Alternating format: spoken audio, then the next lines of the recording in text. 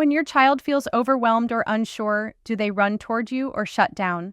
That instinct reveals something powerful, the emotional blueprint you've helped shape. Attachment theory helps explain this. It's not about being perfect, it's about being emotionally available, consistently enough that your child feels safe, soothed, and supported. This lecture breaks down the essentials of attachment theory so you can build a secure relationship your child can rely on for life. Objectives of the lecture. By the end of this lecture, you'll be able to identify the 4 main attachment styles and their impact on child behavior. Understand how your everyday responses shape your child's attachment pattern. Apply practical techniques to foster a secure emotional base for your child.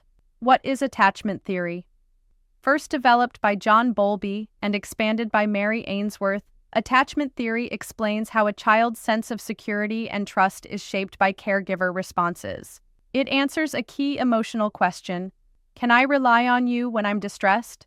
When the answer is yes, children grow with confidence, curiosity, and resilience. When it's unclear or inconsistent, they adapt sometimes in ways that look like disobedience or withdrawal, but are actually protective strategies.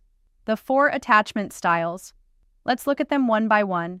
Secure, the child feels safe to explore, knowing support is nearby. Anxious, the child becomes clingy or overly sensitive, fearing abandonment. Avoidant, the child hides needs or becomes emotionally distant. Disorganized, the child shows fear or confusion around the caregiver, often a result of inconsistent or frightening care. Real-life reflection, the airport moment. Imagine a toddler at the airport watching her parent step away briefly. A securely attached child might glance up, feel mildly concerned, but keep exploring, trusting the parent will return. An anxiously attached child may panic, cry, or freeze, unsure whether the parent will come back.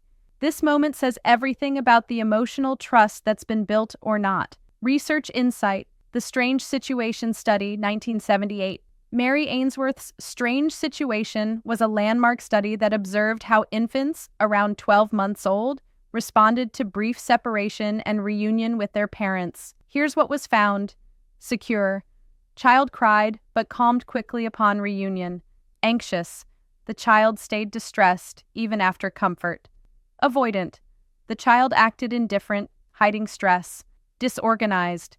The child showed contradictory behaviors, approaching, then pulling away. The takeaway? It's not just about leaving, it's about how your child experiences your return, your repair, and your comfort. What this means for you.